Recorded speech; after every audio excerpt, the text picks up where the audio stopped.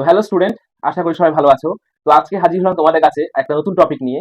তো তোমরা অলরেডি সেওসি দিকে দেখে ফেলেছো, রাজ্যে অষ্টম হয়েছে, গোটা পশ্চিমবঙ্গে অষ্টম হয়েছে এইচএস 2026-এ আমারই ছাত্রী সেওসি শীল। ক্লাস 11 থেকে আমার কাছে জিওগ্রাফি এবং ইভিএস পড়তো এবং যথেষ্ট ভালো স্টুডেন্ট, এবং ওর বিষয়ে বিস্তারিত তথ্য আজকে আমরা এই ভিডিও দিব। এই ভিডিওটা বানানোর আমাদের মূল উদ্দেশ্য হচ্ছে কিভাবে সেওসি দিয়ে পড়াশোনা করে আজকে এই পর্যায়ে আসলো। জুনিয়র যারা আছো তোমরা এই দিদির ভিডিও দেখে নিশ্চয়ই মোটিভেট নিবে, এবং এর পরের বছর যারা এইচএস দিবে আমি চাই আমার ব্যাচ থেকে যেন রাজ্যে প্রথম দ্বিতীয় তৃতীয়র মধ্যে তোমাদের নাম থাকে। তো সবার প্রথমে সেওসির এই সাফল্যের জন্য ওকে আমি সংবর্ধনা দিতে যাচ্ছি। তো সেওসি, সবার প্রথমে তোমাকে একটা উত্তরীয় পড়িয়ে সম্মান দেওয়া হচ্ছে। তো সেওসি আশা করি পরবর্তীকালে আরো অনেক ভালো রেজাল্ট করবে, এবং তোমার জন্য একটা ছোট্ট ফুলের উপহার।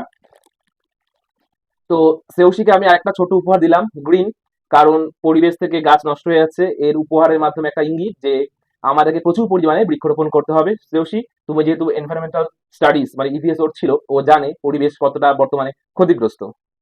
তো সেওসির এই বিশেষ সাফল্যের জন্য সঞ্জীব স্যার জিওগ্রাফি কোচিং থেকে একটা ছোট্ট পুরস্কার সেওসির হাতে তুলে দেওয়া হলো, এবং এর মাধ্যমে সেওসি অনুপ্রেরণা পাবে এবং পরবর্তীকালে আরো ভালো রেজাল্ট করবে।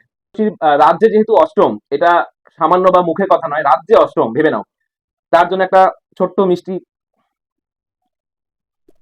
রসগোল্লা আর সেওসির ফেভারিট সন্দেশ।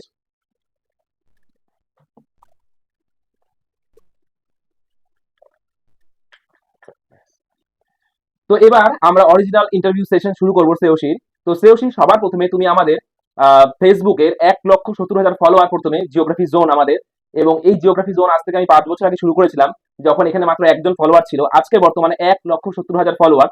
তো তোমার এই সাফল্য, সবার প্রথমে আমি ধন্যবাদ জানাবো আমার মা বাবাকে, এবং ক্লাস 1 থেকে বর্তমানে গবেষণা লেভেল পর্যন্ত আমি যে সমস্ত শিক্ষক এবং শিক্ষিকার সান্নিধ্যে এসেছি, তারা আমাকে ভূগোল শিখিয়েছে বলেই আমি আমার স্টুডেন্টদের ভূগোল শিক্ষা ভালো মতন দিতে পারছি। তো শ্রেয়সী যে রাজ্যে অষ্টম হয়েছে, এই কৃতিত্ব বা এই অ্যাকনলেজ আমি প্রদান করলাম আমার সমস্ত শিক্ষক এবং শিক্ষিকাকে। তারা যদি আমার জীবনে না আসতো, তাহলে আমি শ্রেয়সীর মতন মানুষ বা ছাত্রী কখনোই তৈরি করতে পারতাম না। সুতরাং এই সাফল্য আমার না, এই সাফল্য হচ্ছে আমাকে এই জায়গাতে সঞ্জীব স্যার জিওগ্রাফি কোচিং আমাকে এই লেভেলে আসার জন্য, যে বা যারা অক্লান পরিশ্রম করে যাচ্ছে, আমার হায়দ্রাপাড়ার পার্শ্ববর্তী অঞ্চল থেকে শুরু করে শিলিগুড়ি থেকে শুরু করে ওয়েস্ট বেঙ্গলের বিভিন্ন লোকজন যারা অক্লান পরিশ্রম করে যাচ্ছে, তাদেরকে আমি অসংখ্য কৃতজ্ঞতা এবং ধন্যবাদ জানিয়ে আজকের ইন্টারভিউ সেশন শুরু করছি। সেওসি, তুমি তোমার পরিচয় দাও আমাদের 1,70,000 ফলোয়ারের কাছে। নমস্কার, আমি শ্রেয়সী শীল। আমি শিলিগুড়ি গার্লস হাই স্কুলের ছাত্রী। আমি শিলিগুড়ি দক্ষিণ একটিয়াশালে থাকি। আমার বাবার নাম জীবন কুমার শীল, মায়ের নাম শান্ত শীল, এবং আমি 2026 উচ্চ মাধ্যমিকে রাজ্যে অষ্টম স্থান অধিকার করেছি। সেওসি, তুমি টোটাল নাম্বার কত পেয়েছো এবং তোমার বিভিন্ন বিষয়ে প্রাপ্ত নাম্বারগুলো একটু আমাদের ফলোয়ারদের বলে দাও। আমার প্রাপ্ত নম্বর 489, বাংলায় 99, ইংরেজিতে 100, ভূগোলে 97, ইতিহাসে 90, পলিটিক্যাল সায়েন্সে 97 এবং ইভিএস এ 96। যথেষ্ট ভালো নাম্বার, কিন্তু সেওসি আরেকটু চেষ্টা করলে আরো অনেক বেশি নাম্বার পেতো, এবং রাজ্যে যে অষ্টম হয়েছে সেটা কিন্তু রাজ্যের 1 থেকে 5-এর মধ্যে থাকতে পারতো। কিন্তু যাই হোক, এর পরের বছর যারা জুনিয়র আছো, তোমরা চেষ্টা করবে শ্রেয়সীদির এই নাম্বারটাকে ব্রেক করে আমার স্বপ্ন পূরণ করার। কারণ জবের থেকে আমি পড়ানো শুরু করেছি, প্রত্যেক বছর শিলিগুড়ি গার্লসের টপার আমার ব্যাচ থেকেই বের হয়, এবং শিলিগুড়ি এবং তার পার্শ্ববর্তী 10 থেকে 15টা স্কুলে প্রথম 10 জনের যে র্যাঙ্ক, প্রথম মেধা তালিকা, 10 জনের যে মেধা তালিকা, সেই মেধা তালিকার স্টুডেন্ট কিন্তু আমার ব্যাচ থেকেই বেরিয়েছে। তো অক্লান পরিশ্রমের মাধ্যমে একটা স্টুডেন্ট এবং টিচার এবং পারিপার্শ্বিক অবস্থার সম্মিলিত প্রভাবে শ্রেয়সী আজকে আমাদের রাজ্যে অষ্টম হয়েছে। এবং ও আমার কাছে যেদিন প্রথম দিন এসেছিল পড়তে, 2 থেকে 3 দিন ক্লাস করানোর পরেই আমি ওকে বলেছিলাম, একটা বিশেষ টার্গেট দিয়েছিলাম। কিন্তু শ্রেয়সী যে রাজ্যে অষ্টম হয়েছে, এর জন্য আমি কিন্তু পুরোপুরি খুশি না, কারণ আমি ওকে বলেছিলাম রাজ্যের প্রথম বা দ্বিতীয় হতে, কিন্তু ও আমার সেই স্বপ্ন পূরণ করতে পারেনি। তার জন্য আমি যথেষ্ট দুঃখিত, এবং আমার বিশ্বাস থাকবে শ্রেয়সী পরবর্তীকালে স্কুল, কলেজ, ইউনিভার্সিটি যেখানে যায় না কেন, সেখানে যেন আমার সেই স্বপ্নটা পূরণ করে। এবার শ্রেয়সী, তোমার কাছে একটা খুবই গুরুত্বপূর্ণ প্রশ্ন, তুমি যে এত সুন্দর একটা নাম্বার পেয়েছো, 489, এত সুন্দর একটা নাম্বার পেয়েছো, এর জন্য তুমি কিভাবে নিজেকে তৈরি করেছো সেটা জুনিয়রদের বলো বিস্তারিত। প্রথমত প্রতিদিন পড়তে হয়েছে। এবার একদিনের এই নাম্বারটা তো একদিনে তো আর আসে না। সেটার জন্য আ পূর্ববর্তী বছরগুলোরও পরিশ্রম থেকে থাকে। এবার 11 এ যখন আমি সঞ্জীবন স্যার জিওগ্রাফি কোচিং এ জয়েন করলাম, তো ১ম দিন স্যার আপনি ভূগোল দিয়ে ইন্ট্রোডাকশন শুরু করেছিলেন, যে পড়ানো শুরু করাটা। এবার মানে একটা ইন্ট্রোডাকশন থেকে শুরু করে ধরে ভূগোলকে শেখানো। তো সেই জায়গাটা কোথাও গিয়ে ভূগোলের প্রতি একটা আলাদা জায়গা তৈরি করেছে এবং ভূগোলকে ভালোবাসতে শিখিয়েছে। এবং নিজের যদি সাবজেক্টের প্রতি ভালোবাসা থাকে তাহলে পড়াশোনা তো অবশ্যই হয়ে যায়। তার জন্য মানে খুব বেশি পরিশ্রম করতে হয় না। মন দিয়ে পড়লেই হয়ে যায়। তো আমিও মন দিয়ে পড়েছি এবং পড়াশোনা আপনি যে আমাদের ইউনিট টেস্ট গুলো নিতেন, আমাদের প্রতিটা ইউনিটের পরীক্ষা হতো। মানে যতগুলো ইউনিট রয়েছে তো প্রতিটা পৃথক ভাবে পরীক্ষা হতো এবং প্রতিটা পরীক্ষা শেষে যে আমাদের রিমার্কস গুলো দিতেন, রিমার্কসে আমার কোথায় খামতি রয়েছে, কোথায় আমাকে আরেকটু কাজ করতে হবে, কোথায় একটু প্র্যাকটিস করতে হবে, কোন জিনিসটা আমাকে শুধরে নিতে হবে। তো সেই বিষয়গুলো আমি ফলো করেছি এবং তো সর্বোপরি রেজাল্ট। তো এটাই সঞ্জীব স্যার জিওগ্রাফি কোচিং এ যারা যুক্ত হয় এবং যারা আমার কথা প্রপার শুনে অনেক দুর্বল লেভেলের স্টুডেন্টরাও কিন্তু অনেক ভালো নাম্বার পায়। তো শ্রেয়সী, তুমি যে তোমার নাম্বারটা পেয়েছো তো তার একটা সংক্ষিপ্ত বিবরণ দিলে এবং তুমি স্টুডেন্ট যারা জুনিয়র আছে তাদের জন্য স্পেশাল কি রেকমেন্ড করবে? আহ, আমি জুনিয়রদের উদ্দেশ্যে বলতে চাই যে আমাদের geography Sanjiban sir geography coaching এ যে ইউনিট টেস্ট গুলো না হতো, তো সেই সময় আমার প্রধান প্রাধান্য মানে বই পড়ার প্রধান প্রাধান্য ছিল টেক্সট বুক। আমার কাছে 7 থেকে 8টার মতো টেক্সট বুক ছিল, যার অধিকাংশ স্যার দিয়েছিলেন আমাকে। আহ, তো সেগুলো খুঁটিয়ে পড়া এবং টেক্সট বুকের কোনো বিকল্প হয় না এবং যদি তার সাথে তোমরা গাইড বুক পড়তে পারো তাহলে তো খুবই ভালো। তো সবগুলোকে খুঁটিয়ে পড়া এবং আমাদের জিওগ্রাফি জোনে যে ইউটিউব চ্যানেল আছে সেখানে কিন্তু পাঠ্য বইয়ের লাইন ধরে ধরে পড়ানো হয়। তো সেটা যদি কেউ দেখে তাহলে কিন্তু ভীষণ উপকৃত হবে এবং তার সাথে তো টিচারের কথা রয়েছে, তিনি যেভাবে গাইড করবেন সেটা শুনতে হবে। তো এক্ষেত্রে আমি একটা কথা অ্যাড করতে চাই যে আমি 11 12 এর জন্য যে ভিডিওগুলো বানাই সেখানে কিন্তু আমি টেক্সট বই দেখে পড়াই। ঠিক আছে? অ্যাকচুয়াল টেক্সট বই দেখে পড়ানো কিন্তু জিওগ্রাফি যেহেতু কনসেপচুয়াল সাবজেক্ট সেখানে কিছুটা ছবি ড্র করতে হয় যেটা বাস্তব ঘটনা। আমার কাছে বর্তমানে সেরকম সেটআপ নেই। কিন্তু আমি টেক্সট বই দেখে স্টুডেন্টদের এই কারণেই পড়াই যাতে সেই টেক্সট বইয়ের ভেতরে এমসিকিউ গুলো খুঁজে পায়। কিন্তু পরবর্তীকালে আপনাদের সহযোগিতাতে যদি আমি পরবর্তীকালে তেমন জায়গায় যেতে পারি আমি নিশ্চয়ই একটা ডিজিটাল বোর্ডের মাধ্যমে আমি অফলাইনকে যেভাবে পড়াই অত্যাধুনিক আল্ট্রা মডার্ন প্রজেক্টর ক্লাসের মাধ্যমে সেইভাবে আমি অনলাইনে আসবো এটা আমার গ্যারান্টি আপনাদের কাছে। তো শ্রেয়সী, তুমি যে রাজ্যে অষ্টম হয়েছো তো এর জন্য তুমি কতক্ষণ পড়াশোনা করতে পারতে? এবার আমি প্রতিদিন পড়তাম, তবে প্রতিদিন যে একটাই সময় সেইভাবে আমি পড়ি না। তবে যদি বলতে হয় তো দিনের গড়ে 10 ঘন্টা বলতে পারি আমি। এবং আমি মূলত দিনে পড়তাম, আমার রাতে পড়া হয় না বা আমি পড়তে পারি না। তো এটা সবার নিজের নিজের পছন্দ, কেউ রাতে পড়তে পারে কেউ দিনে পড়তে পারে, তো আমার রাতে হয় না, আমি দিনেই যে সময়টা পেতাম দিনেই পড়তাম। আচ্ছা, তুমি কি পড়ার মাঝখানে ব্রেক নিতে না কন্টিনিউয়াসলি পড়তে? কত ঘন্টা পড়তে? স্টুডেন্টরা আমাকে প্রশ্ন করে যে হুম। স্যার আমি কি কন্টিনিউ পড়বো বা পড়ে কি আমি লিখবো? এই বিষয়ে যদি ছাত্রীদের কিছু বলতে পারো স্টুডেন্টদের। হ্যাঁ, এবার এমন অনেক সময় হয় যে পড়তে পড়তে সেই বিষয়টা মানে কোনো টপিক থাকে এমন যে সেটা খুব অল্প সময় হয় না, তো সেক্ষেত্রে দীর্ঘ সময় লাগতেই পারে। এবং মানে আমার ক্ষেত্রে যেটা হয়, বেশিক্ষণ একভাবে পড়লে একঘেয়েমি চলে আসে। তবে যদি কোনো টপিক একটু বেশি মানে বোঝার জন্য অনেক সময় লাগে তবে সেক্ষেত্রে সময় দেওয়া উচিত এবং তবে ব্রেক নিয়ে পড়লে মনে থাকে এবং পড়ার পর যদি সেটা লেখা যায় তাহলে আরো বেশি মনে থাকে। আচ্ছা, তুমি কি যখন ভাবো এমসিকিউ ছিল বা যখন বড় প্রশ্ন ছিল আমাদের হুম। থার্ড সেমিস্টার বা ফোর্থ সেমিস্টার তখন কি তুমি নিজে পড়ে কি লিখতে বাড়িতে? হ্যাঁ, আমি পড়ে লিখতাম। কারণ এটা তো শুধু আরকি টিক মার্কের জন্য না, এটা আমাকে পরবর্তী দিনগুলোতেও মনে রাখতে হবে। সেক্ষেত্রে শুধু ওই এমসিকিউ এর ভরসায় বা অপশন থাকবে সেই ভরসায় গেলে তো আর চলবে না। একদম খুব দামি একটা কথা বলবো আমাদের শ্রেয়সীদি, কারণ তুমি যদি পরবর্তীকালে জিওগ্রাফি বা যে কোনো সাবজেক্ট নিয়ে অগ্রসর হতে চাও তাহলে তোমাকে কিন্তু সাবজেক্ট সম্পর্কে নলেজ রাখতে হবে। তুমি নর্মালি যদি মুখস্থ কথা কিন্তু হবে না, ওর জন্যই পড়া এবং লিখা মাস্ট। শ্রেয়সী, তুমি যে এত সুন্দর একটা নাম্বার পেয়েছো 489, তাই হুম। তো? তো এই 489 যে পেয়েছো তুমি কি ভেবেছিলা তুমি 489 পাবা? হ্যাঁ, আমি পরীক্ষা দিয়ে এসে তো মানে আমার আশাটা আরো বেড়েছিল। ১ম থেকে তো আশা ছিল যে একটা র‍্যাংক করব বা কিছু রাজ্যে র‍্যাংক। এবার পরীক্ষা দিয়ে এসে তো আমার আশাটা কোথাও গিয়ে একটা আম আরো বেড়েছিল যে না, র‍্যাংক হয়তো করতে পারব। আচ্ছা, মানে তুমি পরীক্ষা দিয়েই ভেবেছিলে এসে যে তুমি 1 থেকে 10-এর মধ্যে আসবে রাজ্যে, হ্যাঁ, একটা হতে পারে। হ্যাঁ, এটা হতে পারে। আচ্ছা, তোমার এই আত্মবিশ্বাসের কারণ যে তুমি 1-থেকে 10-এর মধ্যে আসবা? আমার পরীক্ষা ভালো হয়েছিল। তো সেক্ষেত্রে একটা আ ভাবনা চলে এসেছিল যে আমি রান করতে পারি বা একটা ইচ্ছা। তো শ্রেয়সী, তুমি যে রাজ্যে যে একটা র‍্যাংক করবে এই আত্মবিশ্বাস বা কনফিডেন্সটা তোমার মধ্যে এলো কিভাবে? হ্যাঁ, স্যার আপনি যখন আমাদের ব্যাচে পরীক্ষা নিতেন, তো তখন যে স্টুডেন্ট ইভ্যালুয়েশন শিটটা দিতেন আপনি, তার পরিশেষে যে রিমার্কস গুলো আপনি দিতেন এবং সেখানে যে আমার খামতিগুলো থাকতো পরীক্ষার শেষে এবং আপনি বারবার বলতেন, বকাও দিতেন যে আ রাজ্যে মেধা তালিকায় আসার জন্য এই লেখাগুলো প্রযোজ্য নয়। তো এবং তারপরে যে স্ট্র্যাটেজি গুলো বলে দিতেন। তো সেটা আমি 100% ফলো করেছি। কোনো স্টুডেন্ট যদি সেটা ফলো করে তাহলে তার কোথাও কিন্তু আত্মবিশ্বাসটা জন্মাবেই। যে না, আমি টিচারের কথা মতো করেছি, তো আমার নাম্বারটা তো সিকিউর হয়ে গেল। তো সেক্ষেত্রে গিয়ে আত্মবিশ্বাসটা এখান থেকেও এসেছে। তাছাড়া আমি দেখেছি যে আমাদের ব্যাচে প্রায় 50% কিন্তু 410 এর উপরে রয়েছে। তারা কিন্তু স্যারের স্ট্র্যাটেজি ফলো করেছে, এবং যারা পরবর্তীতে আসবে তারা যদি স্যারের স্ট্র্যাটেজি গুলো ফলো করে তাহলে কিন্তু তাদের নাম্বার আরো সমৃদ্ধ হবে। এটা একটা খুব দামি কথা বললো শ্রেয়সী। আমি যখন আগে শুধুমাত্র অফলাইনে পড়াতাম তখন আমার বিভিন্ন স্ট্র্যাটেজি গুলো শুধুমাত্র অফলাইনের মধ্যে সীমাবদ্ধ থাকতো। এখন যেহেতু আমি অনলাইনে এসেছি, আমি অনেক কিছু গোপন স্ট্র্যাটেজি কিন্তু অনলাইন ভিডিওর মধ্যে বলে দিই। এর ফলে শুধুমাত্র আমার কাছে যারা অফলাইনে পড়ে তারাই উপকৃত হচ্ছে না, পশ্চিমবঙ্গের বিভিন্ন প্রান্তে ছড়িয়ে ছিটিয়ে থাকা অনলাইন স্টুডেন্টরাও কিন্তু আমার কাছে পড়ে উপকৃত হচ্ছে, এবং সেই অনলাইন স্টুডেন্টদের নিয়েও একটা ইন্টারভিউ সেশন হবে তোমাদের জন্য। তো শ্রেয়সী, তোমার কাছে আমার নেক্সট প্রশ্ন হচ্ছে, তো শ্রেয়সী এবার খুব গুরুত্বপূর্ণ একটা কথা, যে তোমার ভবিষ্যৎ লক্ষ্য কি?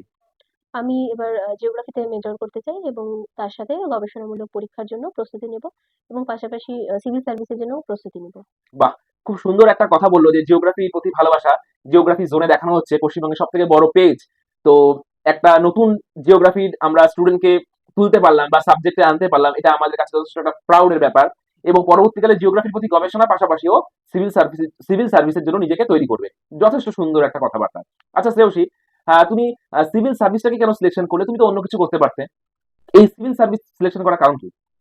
সিভিল সার্ভিসের মাধ্যমে আমি সমাজের বিভিন্ন দুরবস্থাকে নির্মূল করতে পারি।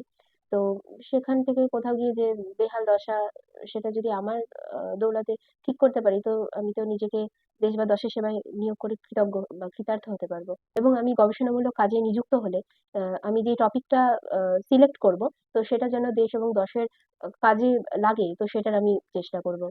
তাহলে ভাববো স্টুডেন্ট পরে জাস্ট ক্লাস 12-এ, কিন্তু সে বলছে সে গবেষণা লেভেলে এমন একটা টপিক সিলেকশন করবে যেটা 10-এর কাজে লাগবে। তার মানে কত ছোট ক্লাসে তার চিন্তা ভাবনা কত উচ্চমানের। তো এর থেকে এটাই প্রমাণিত হয়, এবং আমি সবসময় আশীর্বাদ করবো শ্রেয়সীকে, ও যেন সর্বদা নিজের সেই সাফল্যের দিকে এগিয়ে যেতে পারে। তো শ্রেয়সী, তুমি যে রাজ্যে অষ্টম হয়েছো, এবং এই সাফল্যের কৃতিত্ব তুমি কাকে দিতে যাচ্ছ? প্রথমত আমি আমার মা-বাবাকে বলতে চাই, মা-বাবার কথা বলতে চাই। তাদের সহযোগিতা ছাড়া তো আমার কিছুই হতো না। এবং তারপরে আসি আমার গৃহ শিক্ষকদের কথায়। আ এবং তারা এতটাই সহযোগিতাপূর্ণ। তাদের মধ্যে রয়েছেন শুক্লা পাল, সঞ্জীবন স্যার, বিপ্লব স্যার, বলরাম স্যার। তো তারা যেভাবে গাইড করেছে, তো তাদের আ কৃতজ্ঞতা জানানোর মানে ভাষা আমি খুঁজে পাই না। খুবই সুন্দর শ্রেয়সী বলেছে। আচ্ছা শ্রেয়সী, তুমি কি স্কুল থেকে কোনো সাপোর্ট বা এক্সট্রা কিছু, বা তুমি এই যে সাফল্য, এই সাফল্যের পিছনে কাকে বেশি অ্যাকনলেজ করবে? গৃহশিক্ষক না স্কুল টিচার? সাফল্যের দিক থেকে সবাইকে আমি সমান কৃতজ্ঞতা জানাতে চাই। তবে যদি র‍্যাংকের কথা, যেমন আপনি আমাকে ১ম বলেছিলেন যে র‍্যাংক করতে পারো, বা সেই বিষয়ে মোটিভেট করা, র‍্যাংকের বিষয়ে। তো সেটা আমি আপনার থেকেই পেয়েছিলাম।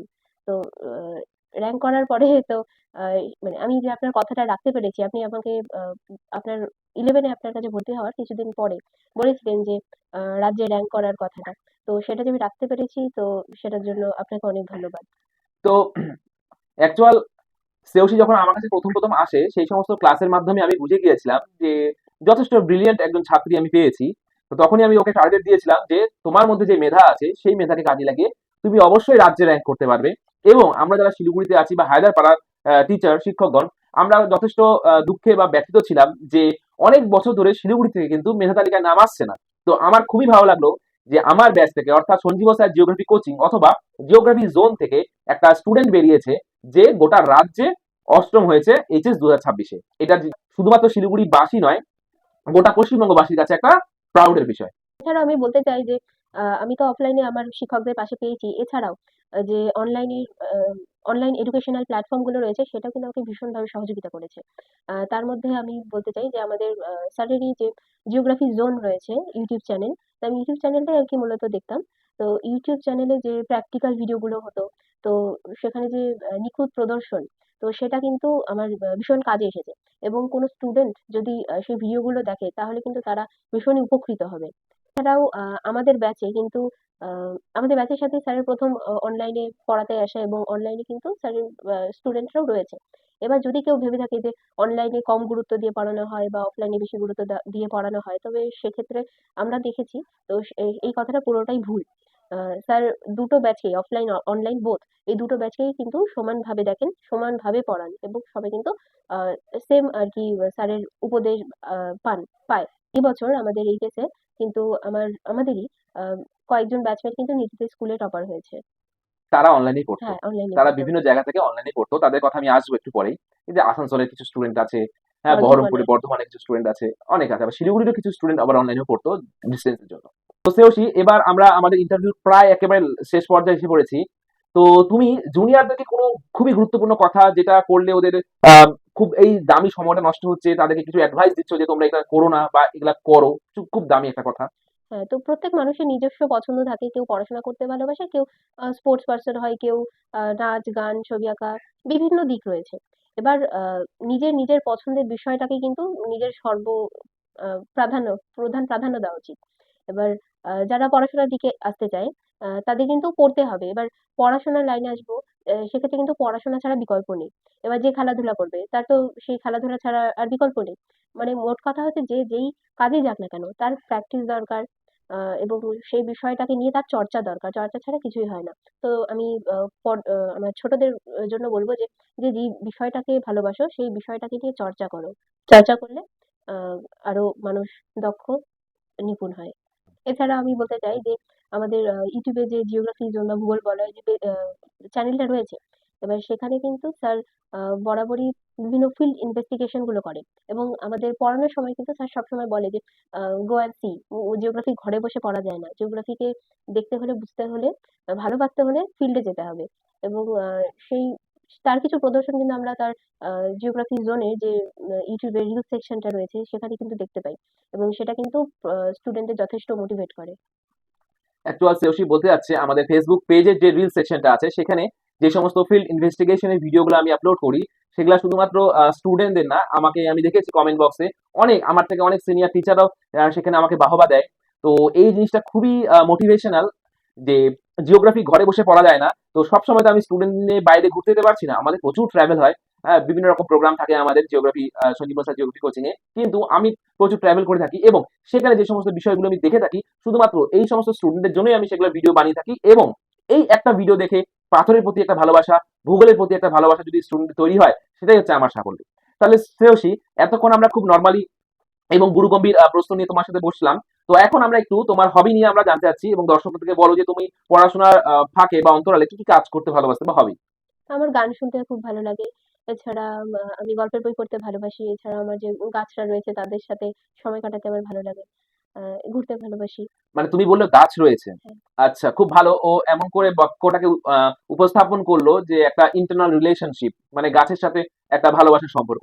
এইরকম এই যে গাছের সাথে ভালোবাসার সম্পর্ক এটা কিন্তু আমাদের হারিয়ে যাচ্ছে। তো যারা ভিডিও ভিডিও দেখছো তাদেরকে আমি সকলকে বলবো, প্লিজ তোমরা আম, মানুষকে ভালোবাসছো খুব বেশি ভাবে একজনকে, কিন্তু গাছকেও ভালোবাসো, তাহলে দেখবে খুব ভালো হবে। 10টা মানুষকে ভালোবাসার তুলনায় একটা গাছকে যদি অনেক বেশি ভালোবাসো অনেক বেশি উপকার হবে। এছাড়া শ্রেয়সী, তুমি গান শুনতে, আচ্ছা, তুমি বললে গান শুনতে, তোমার favourite singer male and female একজন করে। একজন করে আমি বলতে পারবো না। আমি যাদের গান শুনি সবাই আমার খুব প্রিয়। তার মধ্যে রয়েছে অরিজিৎ সিং স্যার রয়েছেন, শ্রেয়া ঘোষাল ম্যাম রয়েছেন, লগ্নজিতা ম্যাম রয়েছেন, সৌমিলতা ম্যাম রয়েছেন, আরো অনেকে। সুন্দর, খুব সুন্দর সিলেকশন। আচ্ছা শ্রেয়সী, তোমার ফেভারিট ফুড কি কি খেতে ভালোবাসো? আমি মূলত ঘরে তৈরি যেকোনো খাবার ভালোবাসি। মূলত ভাত ভালোবাসি। হ্যাঁ, ভাতের সাথে যেকোনো বাঙালি পদ আমার বেশি পছন্দ। তবে মাংস ছাড়া। হুম। শ্রেয়সী মাংসটা অপছন্দ করে সেটা আমার জানা এবং আমি স্ক্রিনে শ্রেয়সীর কিছু বিভিন্ন অ্যাক্টিভিটি আমি দেখাচ্ছি, কারণ শ্রেয়সী আমাদের স্পোর্টস ক্লাবের মেম্বার ও প্রত্যেক দিন শরীরচর্চার সাথে যুক্ত আছে এবং বিভিন্ন রকমের স্পোর্টস অ্যাক্টিভিটি করে, আপনার স্ক্রিনের ছবিতে দেখতেই পাচ্ছেন। এবং আমাদের বিভিন্ন রকম ফুড ফেস্টিভ্যাল, ফুচকা পার্টি থেকে শুরু করে মোমো পার্টি, সমস্ত কিছুতে অংশগ্রহণ করে। এবং শুধুমাত্র যে ওর পড়াশোনায় যে একটা ইন্টারেস্ট তা না, আমাদের ব্যাচে যে সমস্ত যে কোনো প্রোগ্রাম হোক না কেন শ্রেয়সী সব সময় সেখানে আসে। এবং লাস্ট টাইম সে আমার কাছে দাবি করেছে যে সে একটা ভয়ঙ্কর ট্রেকিং এ যাবে আমার সাথে। তো আমার ওকে নিয়ে যেতে ভয় লাগছে, কারণ রাজ্যে অষ্টম, তার যদি সেই ট্রেকিং এ কিছু হয়ে যায় তাহলে তো সমস্যা না, কারণ ওকে একটা বিশেষ জায়গায় বা বিশেষ মানুষ তৈরি করতে হবে। তো যাই হোক, সেই ট্রেকিং এর ব্যাপারটা আমার ভাবতে হবে। আচ্ছা শ্রেয়সী, তুমি তোমার কোনো প্রিয় চরিত্র, প্রিয় চরিত্র? কাল্পনিক বা বাস্তব? বাস্তব প্রিয় চরিত্র প্রকৃতি হতে পারে। প্রকৃতিকে বাস্তব শ্রেয়সী থেকে। মানুষ রূপে কল্পনা করছে, খুব ভালো। তবে সম্প্রতি আমি ফেলুদা পড়া শুরু করেছি। তো এবার ফেলুদার চরিত্রটা খুব ভালো। মানে ফেলুদার যে গল্পগুলো রয়েছে, উপন্যাস গুলো, তো সেটা আমার খুব ভালো আচ্ছা। লেগেছে। তো শ্রেয়সী সব দিকেই পড়াশোনা, এছাড়া স্পোর্টস ক্লাব, আমাদের স্পোর্টস ক্লাবের মেম্বার শ্রেয়সী। তো সব ক্ষেত্রে তোমার কোনো মোটিভেশন যে এত কিছু করতে হবে, ভালো পড়াশোনা করতে হবে এবং ভাবো তোমার পড়তে ভালো লাগছে না, তখন তোমাকে মোটিভেট করে কি সমস্ত ব্যাপারগুলো? বাইরে থেকে মোটিভেশন নেওয়ার কিছু দরকার নেই। তো আপনিই তো আছেনই মোটিভেশন দেওয়ার জন্য। এটা যথেষ্ট বিশাল বড় একটা প্রাপ্তি। রাজ্যে অষ্টম হয়েছে একজন ব্রাইট মেয়ে বা সোনার মেয়ে বলা যেতে পারে। সে আমার মতন একজন সাধারণ মানুষকে বলছে তার জীবনের মোটিভেশন। এটা আমার কাছে বিশাল বড় প্রাপ্তি। তো ভালো লাগলো শ্রেয়সীর সাথে আমাদের কথাবার্তা বলে। আমরা শ্রেয়সীর ইন্টারভিউর একেবারে লাস্ট পর্যায়ে চলে এসেছি এবং শ্রেয়সী যথেষ্ট মোটিভেশনাল কথা বলেছে এবং পরবর্তীকালে স্টুডেন্টদের অনেক বেশি অনুপ্রেরণা পাবে এর মাধ্যমে এবং শ্রেয়সীও পরবর্তীকালে অনেক ভালো জায়গায় এগিয়ে যাবে বলে আমার বিশ্বাস। এবং শ্রেয়সী দিদি যা বললো এই ভিডিওতে তোমরা কিন্তু নিশ্চয়ই চেষ্টা করবে ফলো করার। তাহলে শ্রেয়সী, তোমাদের সাথে আমার আবার দেখা হবে কলেজে যদি প্রপার ভাবে পড়াশোনা হয়। আবার দেখা হচ্ছে শ্রেয়সীদির সাথে। এবং স্টুডেন্ট, তোমরা নিশ্চয়ই শ্রেয়সীদির সমস্ত কথাগুলো মন দিয়ে ফলো করবে। তাহলে আজকে এখানে অফ করলাম। আবার দেখা হচ্ছে আপনাদের সাথে নতুন একটা ভিডিওতে, অথবা পরের বছর যদি রাজ্যে আবার প্রথম 10-এ আমার কাছে আসে, খুবই বিশ্বাস যে আমার কাছে যারা পড়ে তারাই হয়তো মেধা তালিকায় আসবে। তো আবার তাদের সাথে নতুন ইন্টারভিউ ভিডিও। আজকে এখানে অফ করলাম।